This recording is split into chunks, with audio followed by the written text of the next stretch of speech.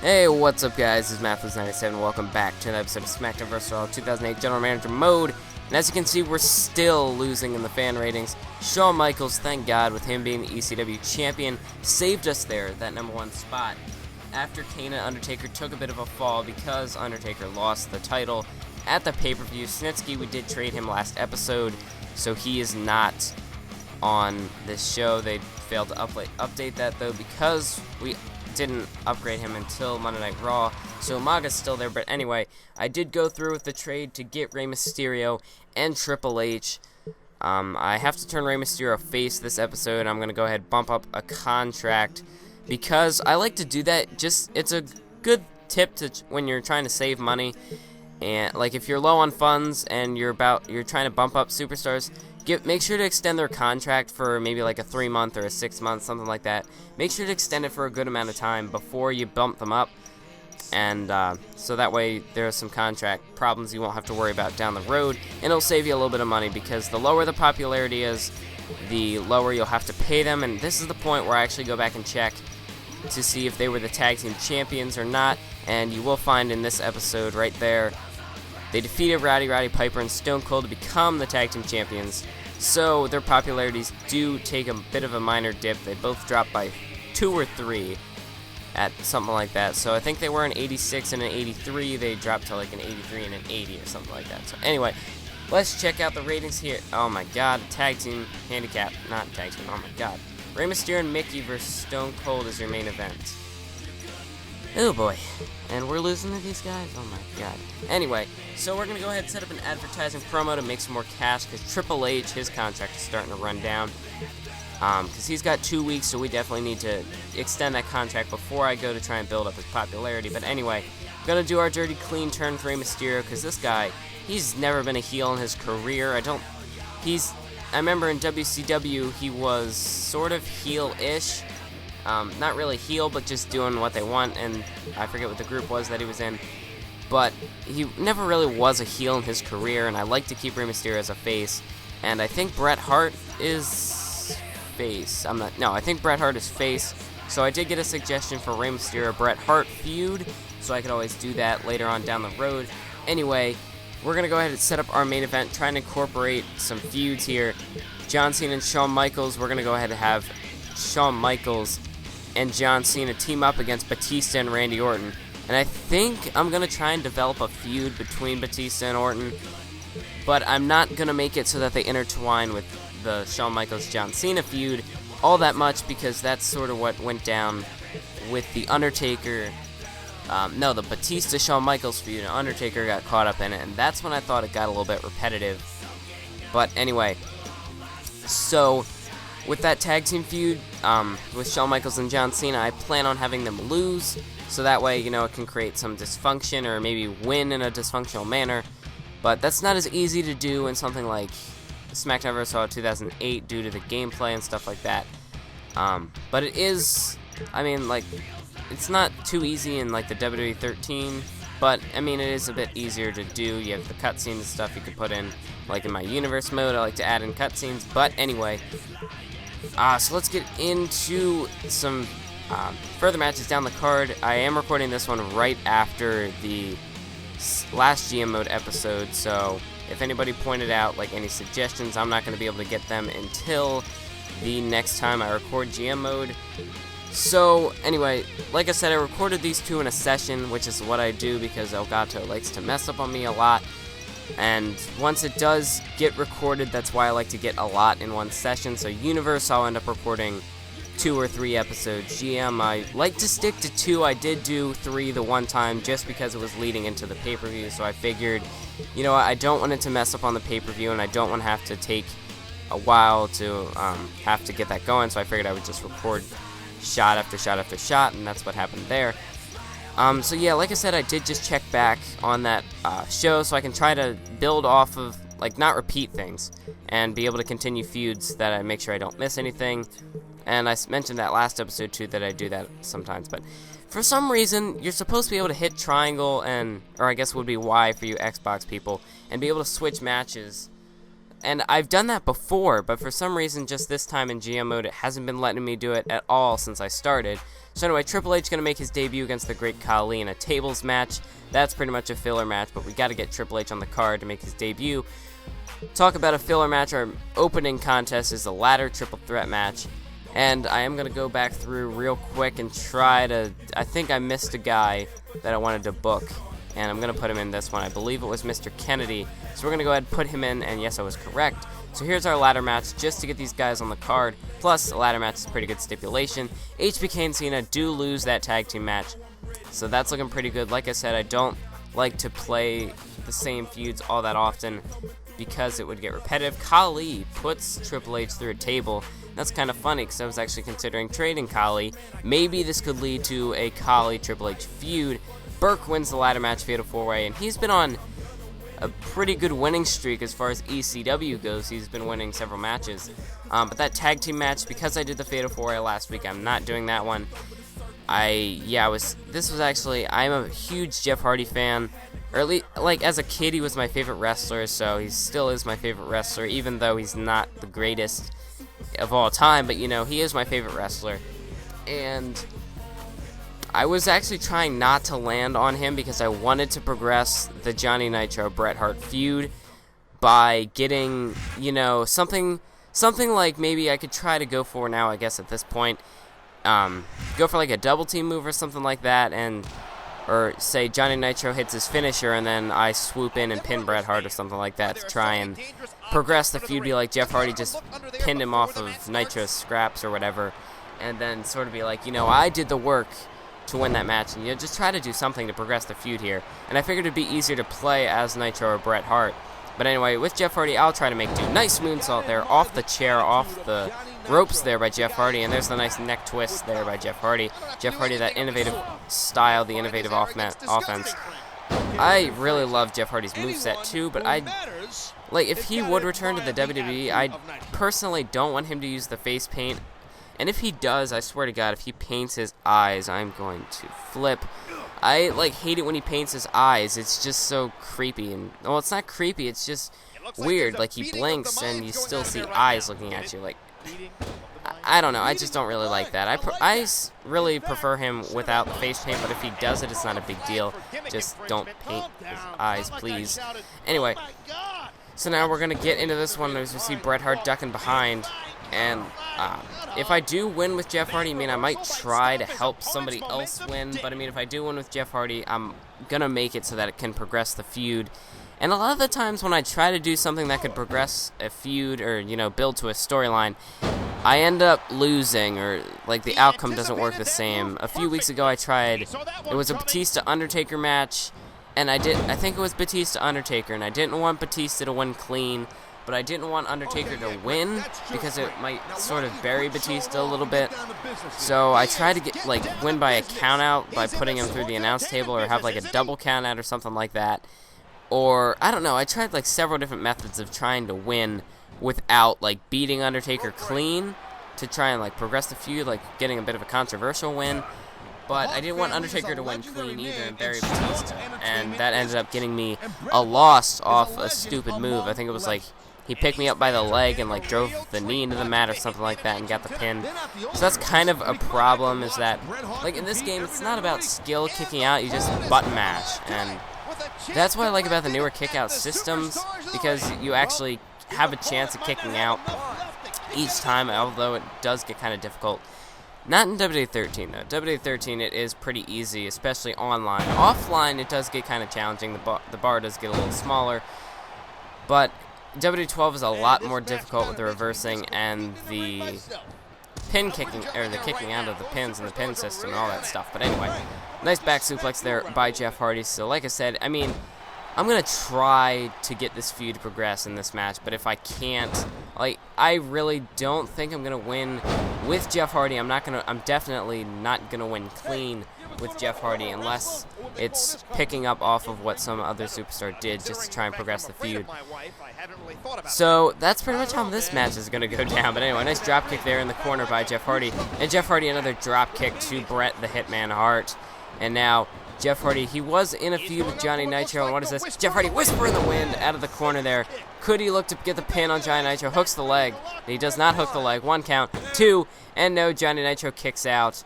And maybe if Jeff Hardy had hooked the leg, he might have gotten a 3 count there. And nice, sort of a mini diving senton by Jeff Hardy. He went for the moonsault, but didn't quite get all of Nitro. It looked like he might have connected his knee in the back of the head of Morrison or something like that on the way down. Bret Hart now, kick to the gut there by Johnny Nitro. Or maybe even something else I could do would have, I think I said it wrong earlier when I said Jeff Hardy picks up a win off the scraps. If, like, I hit a swanton and then the other superstar pins the one I hit the swanton on, or something like that, just to be like, yo, you didn't win, you picked the scraps off of Jeff Hardy. Jeff Hardy was winning the match, yada, yada, yada. And then maybe I could even keep Jeff Hardy into the feud a little bit.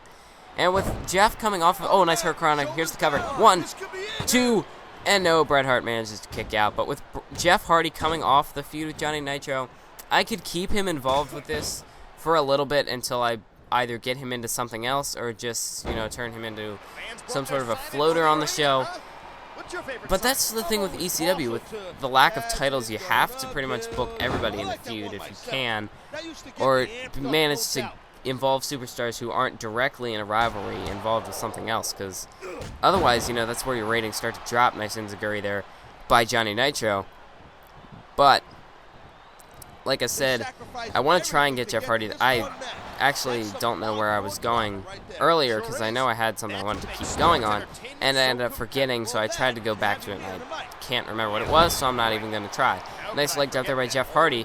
Don't you just hate it when you have an idea and then you forget what it is, as like you like have it and then you go away from it for a second and then you forget what it is, or just forgetting an idea that you had like the moment before. I mean, it sucks. But anyway, there's that armbar there by Bret Hart, and again, Jeff Hardy, he gets the ropes there. So Bret Hart trying, the submission specialist trying to make Jeff Hardy tap out here. And now as you see Johnny Nitro, there's a chop and another enziguri there by Johnny Nitro. But with Jeff Hardy, I don't want him to be incorporated into this feud too long, because I want this to be a feud between, oh, nice double clothesline by Bret Hart onto Nitro and Jeff Hardy. But I don't want this feud to be a 3-man feud, because that is a lot more difficult to carry than a 2-man feud. So if I used Jeff Hardy now and, you know, maybe brought him back in it later in the feud or brought somebody else in. But, you know, just so I can, oh, what is this? Drop kick there by Bret Hart. This would be a perfect finish, but no, a rope break. So if I can try to go for that double team move again, I'm going to, and if I can get a pin. But the problem is, whoever hits the drop kick might get up too quick, and I might not be able to pin him. But that would be something like that would be a perfect finish, you know. One of them hits a drop kick, and then Jeff Hardy just gets a roll-up pin. That would help with building towards the feud. But anyway, now, what is this? Jeff Hardy. There's the 450 splat. Oh, no, he didn't quite connect. He fell just a little bit short of Johnny Nitro there. Went for a 450, but he was unable to connect. And now as we see Jeff Hardy, big kick, an innovative kick there by Jeff Hardy onto Bret Hart. It's sort of a mule kick style, the kick reversal. I'm not exactly sure what his is called, though, but I know it's sort of similar to that style. Oh, what a vicious drop kick to Bret, and another drop kick to Johnny Nitro. And Nitro's now down. Oh, but Nitro back to his feet there. Nice elbow to the back of Jeff Hardy. And now Johnny Nitro. Jeff Hardy and Johnny are in a lockup. Jeff and Johnny now. Nitro. Drop kick off the snapmare to the back of the head of Jeff Hardy. And Jeff Hardy could be in trouble here. Bret Hart, both of these two superstars have got some rib injuries here. It looks like they could have some rib injuries. But there definitely have been worked. Nitro and Bret Hart. And Nitro, as you see with the gut kicks, trying to work the ribs of Bret Hart. And now Johnny Nitro, drop kick there. Jeff Hardy again going for a roll-up and another rope break. And that's a problem with that kind of double team move, because of how much ring how much of the ring it covers. Like I would have to like hit that move off of like the ropes. It would have to be on the exact opposite end so that there wouldn't be a rope break, just because of how much area that covers from that drop kick, sunset flip sort of roll up thing. But anyway, now Jeff Hardy, he's got Bret Hart in a lockup. Bret Hart trying to fight out of it, and now Jeff Hardy, nice jawbreaker there by Jeff Hardy. Only the way Jeff Hardy can hit a jawbreaker. And now Johnny Nitro pulling the leg, trying to drag Jeff Hardy away from Bret Hart. Maybe go for a cover, but it was unable to. That didn't work. Swanton bomb there by Jeff Hardy, and now Jeff Hardy, he's going back up to the top rope here. What's he gonna do? Jeff Hardy going for a 450. Oh, and he missed there. Johnny Nitro hooks the leg. 1, 2, 3, and oh, Jeff Hardy. Oh wow, Jeff Hardy, he couldn't make it to the pin. Wink, wink. Shh, shh, shh, shh. No, but nobody needs to know. Nobody needs to know that I could have broke that up. So it looks like Jeff Hardy was unable to make it there to break up the pin. It'll progress the feud. Don't say anything. But anyway, so it looks like Jeff Hardy, he went up for that 450 and maybe took himself out of the match because he was unable to break it up. Nitro picking up the scraps from the Swanton Bomb, getting the victory over Bret Hart. Don't say anything. So now, after that match, Nitro getting a big victory over Bret Hart in a controversial fashion. We're going to move on to our tag team match, sort of our main event for the card, even though it is not the main event slot. It's the main event for this episode, so as we can see, we're going to go ahead and select Chris Masters, it looks like. So Chris Masters and Mark Henry, former rivals, now teaming to take on the Brothers of Destruction, Kane and The Undertaker. And we know Kane and Undertaker had their own feud. So sort of dysfunctional tag teams, but, you know, as they're the Brothers of Destruction, they've gone through feuds in the past and managed to join together, so they're still a threat here. The only problem is, the one thought you have to have, oh, nice clothesline out of the gate there by Chris Masters. But can Mark Henry and Chris Masters work together as a cohesive unit? Nice chop there by Chris Masters. And there's a nice double chop axe handle sort of move. Maybe, I don't know, it looked kind of like a chop axe handle combination. I'm not exactly sure which was more dominant, but anyway now. Oh, a brainbuster suplex there by Chris Masters, dropping The Undertaker on the back of his head.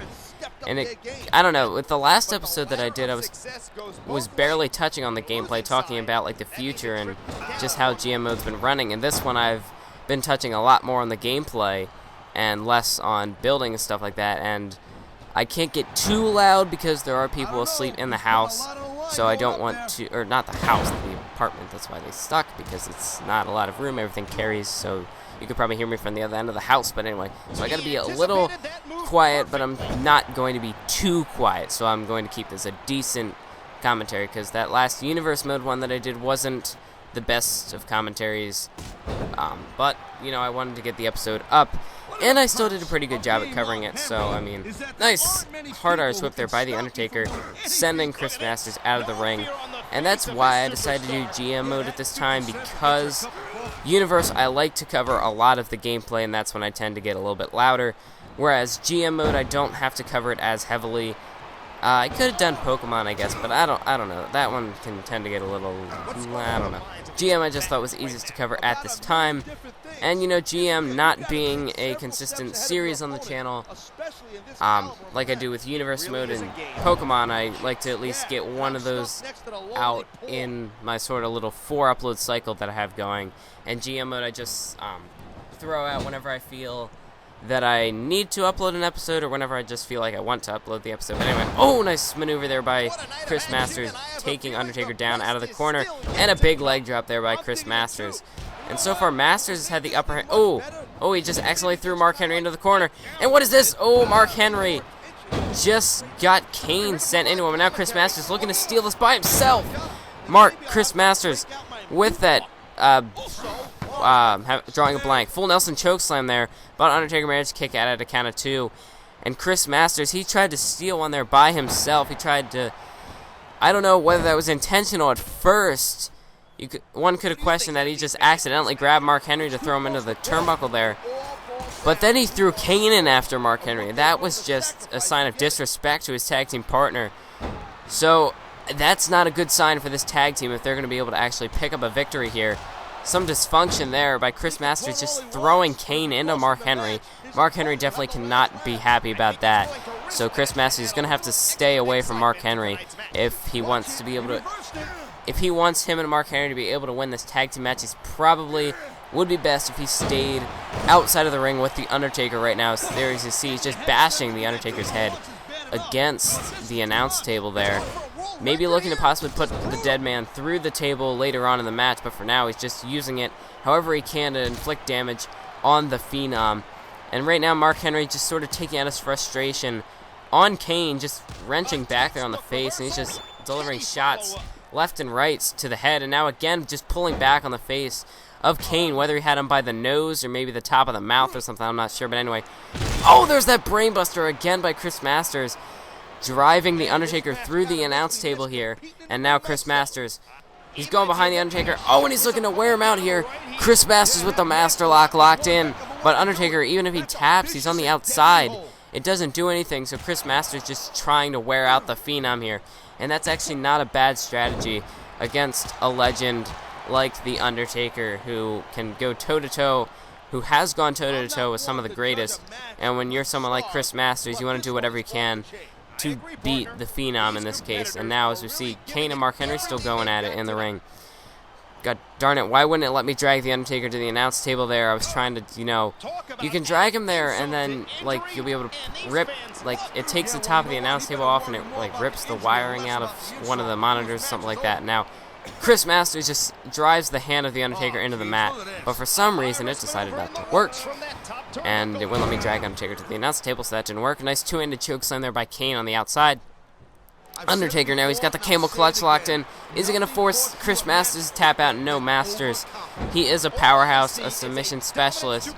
So even though Undertaker, he had the power advantage in that camel clutch, still Masters knows how to... Oh, nice! So it looks like Chris Masters just got... Oh, now Mark Henry just dragging Masters away, whether that was just to get Chris Masters away from the Undertaker, who had sort of stolen a bit of a variant of Chris Masters behind the back, full Nelson chokeslam. Undertaker hit a maneuver like that. It wasn't the exact same way, but it was similar.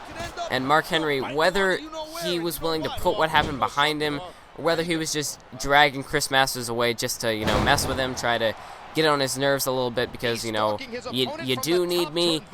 I just saved it. Oh, what is this? Oh, now Mark Henry, he just pulled Kane away from Chris Masters as Masters went for the elbow drop, so there definitely is some dysfunction in this team. Oh my God, Chris Masters now. Oh my God, Chris, you gotta work to... Oh my God, Chris Masters just suplexed, a double suplex there with the aid of The Undertaker. His opponent just double suplexed his tag team partner, Mark Henry. So there is definitely some dysfunction in this team of Mark Henry and Chris Masters. So, I honestly... Oh, roll up there by The Undertaker. But no, the referee didn't even move to even count the pin there. So, the referee was not in position there. He definitely has to pay a little more attention. But anyway, now as we see, Mark Henry just shoves Undertaker to the mat. But in this tag team match, I'd have to say the favorites to win this one. Oh my God, Chris Masters just hung up the referee there. Referee is out of it. Chris Masters, oh my God, he's got the sledgehammer. Oh, and the sledgehammer shot to Kane. The referee did not see the sledgehammer, the illegal sledgehammer by Chris Masters. Now Masters, he's got the full Nelson locked in. He's got the masterpiece, but The Undertaker managed to save his brother Kane. And in an event like that, the cohesiveness of the Brothers of Destruction, they've been in tag team matches before. They know how to work as a unit. Despite some feuds and issues they've had together in the past, they know how to get the job done. They can work together as a team. And that's why I would say the Brothers of Destruction are the favorites to win this one. We've already seen dysfunction from Masters and Mark Henry, and that's not good for any tag team. But when you're going up against two superstars as serious and as famous as Kane and The Undertaker, not only as a tag team but in their own rights as singles competitors, you have to be able to work as a cohesive unit, and we have not seen that out of Chris Masters and Mark Henry. Mark Henry now covers Undertaker 1, 2, and 3. Much to my surprise, Mark Henry and Chris Masters managed to pick up a victory in this one, but we did see a lot of dysfunction between the two. So we're going to have to wonder, could we possibly see these two face off? Do you guys want to see a match like that? I don't know, but there definitely was a lot of dysfunction in there. About 3 or 4 different occasions of Masters or Mark Henry, those two attacking each other.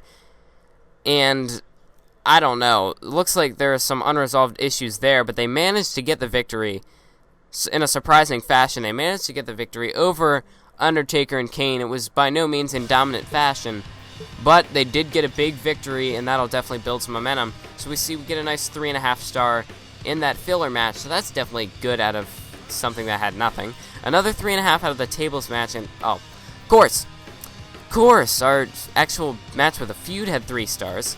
3.5 for that one, and another 3.5. So we got a 3-star show rating. We're actually managing to push out some pretty decent ratings.